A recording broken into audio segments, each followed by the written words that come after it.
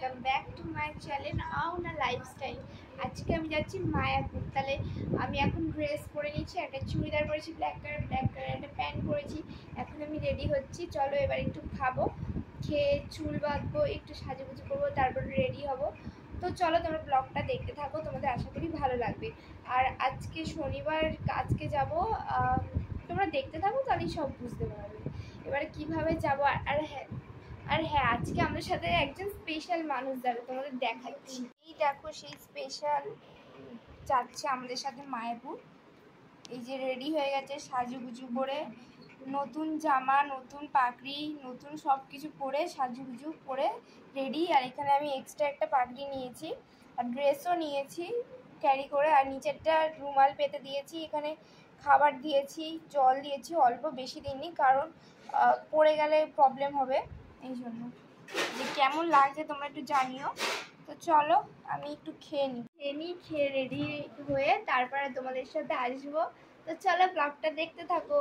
আমি তো রেডি হয়ে গেছি, সবাই রেডি হয়েছে, কিন্তু বাইরে আসতে বৃষ্টি, এই জন্য বেরাতে পারছি না। দেখি কখন বৃষ্টি থামে তারপর বেরাবো। তো চলো তোমরা দেখতে থাকো ভিডিওটা।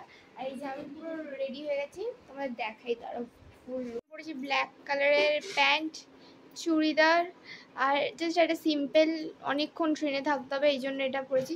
তো চলো কেমন লাগছে আমাকে কমেন্ট করে জানিও।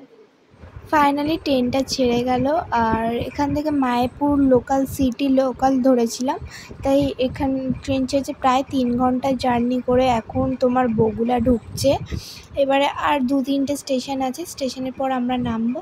তো চলো দেখতে থাকো। প্রায় 3-4 ঘন্টা ছিলাম, অনেক কষ্ট হয়েছে। তারপরে গিয়ে মায়াপুরে মানে কৃষ্ণনগর নামবো। তো ওখান থেকে টোটো ধরবো, টোটো ধরে ফেরিঘাট যাব, ফেরিঘাট থেকে আবার লঞ্চ ধরে মায়াপুর।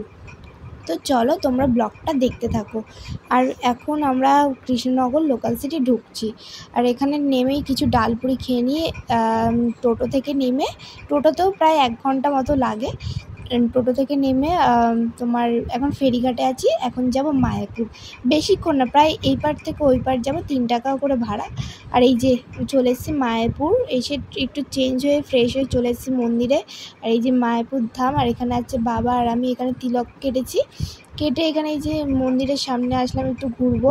এখানে কীর্তন হচ্ছে, আর ওখানে একটা রথে করে একটা ঠাকুরের কি বলে, এরকম রথে সবাই নাচছে, ঠাকুরকে রথে বসে সবাই সামনে নাচছে। তো ওটা এখন দেখতে হবে, ওই যে রথটা তোমাদের দেখাচ্ছি, ওই যে এখন রথের সিজন নেই, তাও দেখি এখন রথের উপর ঠাকুরকে বসিয়েছে। তোমরা যদি কেউ জেনে থাকো এটা কি হয় তোমরা জানাবে। এটা মানে কীর্তন এরকম কিছু একটা হচ্ছে। এখানে দেখো সবাই নাচছে, আর আমার বউ এখানে নাচছে, এই যে সবাই নাচছে এখানে। এখন যাব মন্দিরের ভিতরে। এখন মন্দিরের ভিতরে আমাদের ফোন অ্যালাউ ছিল না, তাই তোমাদের কিছু দেখাতে পারিনি। তোমরা যদি দেখতে চাও তাহলে মায়াপুরের ফুচকা খেতে এখানে এখন ফুচকাও, এখানে স্পেশাল ফুচকা। তারপর আমরা চলে এসেছি গোপী ড্রেস কিনতে। এখানে অনেক কিছু কিনছে, আর এই গোপী ড্রেসগুলো না তোমরা তোমাদের কালার অনুযায়ী পেয়ে যাবে, আর তোমরা কেমন রেটস নেবে কেমন কি। এখন আমরা টুকটাক মার্কেটিং করলাম, কালকে যেগুলো পরবো, পুজো দিতে আসবো সেইগুলো কিনলাম, কিনে এবার যাচ্ছি হোটেল রুমে। তো চলো রুমে গিয়ে কথা বলছি।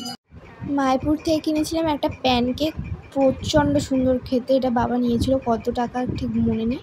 এটা পুরো উপরে জেলি আর ভিতরে প্যানকেক। তারপর রাতের ডিনার নিয়ে চলে এসেছি। এখানে আছে ভাজা, ডাল, তারপরে এখানে কি একটা চচ্চড়ি আর মাছ। চলো এখানে আবার আসবো সেকেন্ড পার্ট নিয়ে।